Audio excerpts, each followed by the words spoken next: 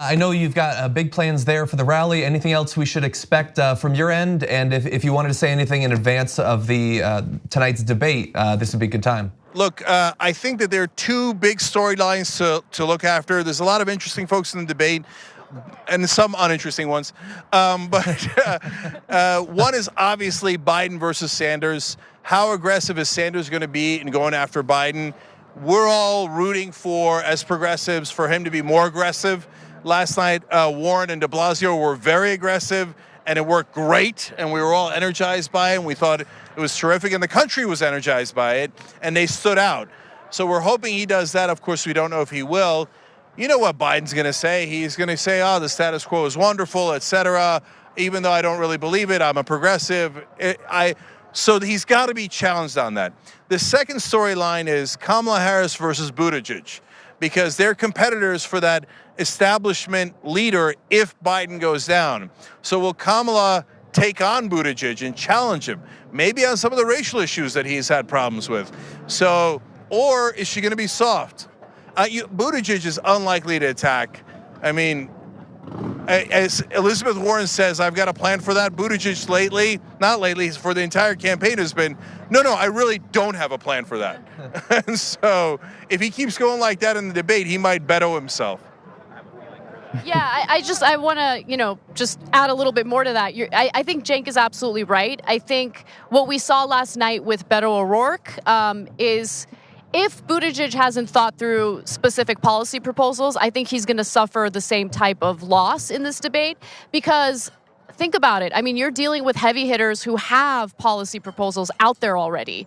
And so if you come at that debate stage with, I don't know, whatever, some weird tactic or some skill that you're going to showcase, like speaking Spanish, it's just not going to resonate with voters the same way that it would if it were like 2008 or 2012.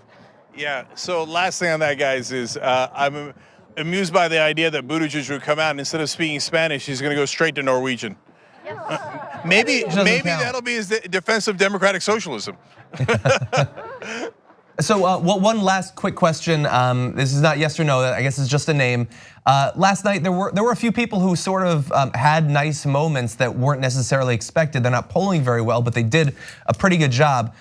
Who's your guess for a person who might get in a good line, have a good moment, and spike a little bit of search interest in themselves? Oh, I've been clear about this from day one, Andrew Yang. And so I don't know that Andrew is very aggressive. I haven't seen that at all.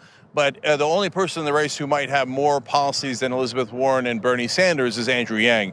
I mean, I went through a quarter of his policies and it took us half an hour, right? I mean, he has pages and pages of policies.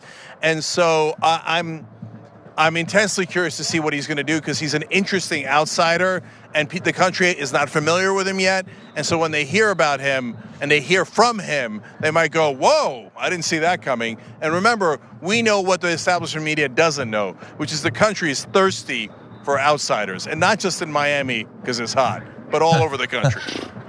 Yeah. You agree? Yeah, what he said. What I'm looking forward to.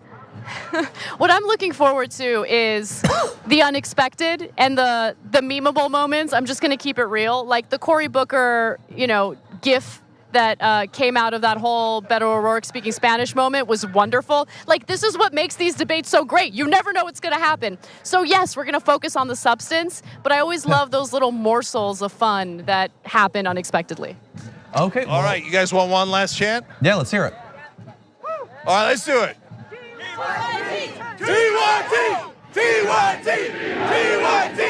TYT! TYT! TYT! Two easy ways to follow the Young Turks. One is hit the subscribe button down below, then you're a TYT subscriber. And second is ring the bell. And when you do that on YouTube, you're notified of our videos.